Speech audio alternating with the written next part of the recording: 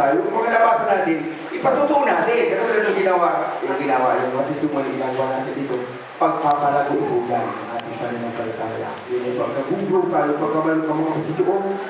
Dahil posible doon sa isang tao na wala sa testimony, isang mananampalataya na walang pagkituon, ay parang magmalayo sa iyo, di ba? Parang walang blessings na tumalating sa iyo. Kaya yung pagpapatutuo po, ito po ay isa yan sa nagpapakita na ikaw ay yung ko, di ba? Sana tayo, unity, di ba? Unity, trust, di ba? Magtiwala tayo lang sa kanya, di ba? Ano? Magtiwala tayo. Then, yung page po, yan, kinakailangan na Holy Spirit is in control. Magpupunto po tayo sa banal na Espiritu. Binasa na kanina din sa kanya. Diba? Yung tungkol sa Spirit, diba? Kung wala ang Spirit, hindi tayo makalalakad na may kamanalan. Ito po kailangan po natin. Kaya bilang kanya mga tinawag, ang sabi po doon sa binasa na rin ito kanina, yan. Kung mapapasin natin doon sa Colossians chapter 3, verses 1 to 3, yan.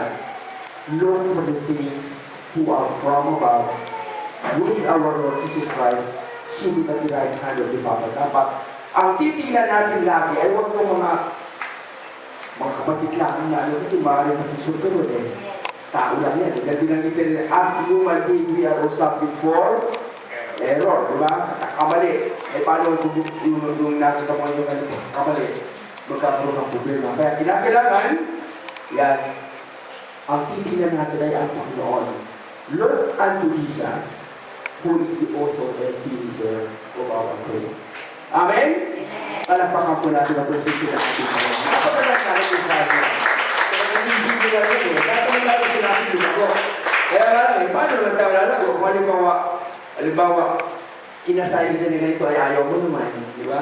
Parang naalala ko nang sinabi ni Sister Edith.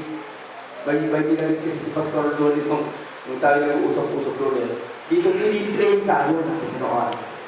Naalala mo ba yung Pastor Dolly?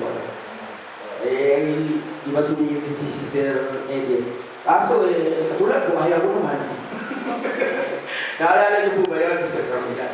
Ayaw ko naman eh. Hindi lang kapitol, hindi siya kasama ko, di ba? Kaya anong sagot? Sister Carmina yata yung sabi, hindi, may panahon din, perfect time. Yan. Huwag tayo magmadali, di ba? Kaya kasi, sa atin din kasi, mayroon mga taong ginamit na tayo ay ipanalangin. May nanalangin sa atin, kaya nandito tayo, di ba? Yun din ang gagawin natin doon sa mga taong talagang may sa nangyayari. Piliin sa mga Panginoon. Huwag naman sila i-persecute. Ay, bakit gano'n naman yung sino? Hindi tama yan. Di ba? Lalo siya layat. Lalo sa atin, di ba? Ang katapapunan ay butuman in prayer. Iluhod po natin, di ba? Mayroon pong perfect time talaga siya rin ay makakakit. Amen! Praise God! Palakpakan po natin po siya ng mga at kung ano po, tayo po nagagawa natin sa ating closing prayer. Ang closing prayer ay si Pastor Edward naman ang mag-pray. Amen? Praise God! O sige po, at tumawag muna tayo ulit sa Panginoon sa Panginoon. Naman po tayo mag-pray.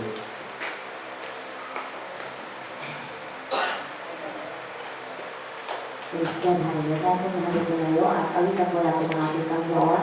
Ito din siya naman po ang ating sandigan, siya ang ating lakas, siya ang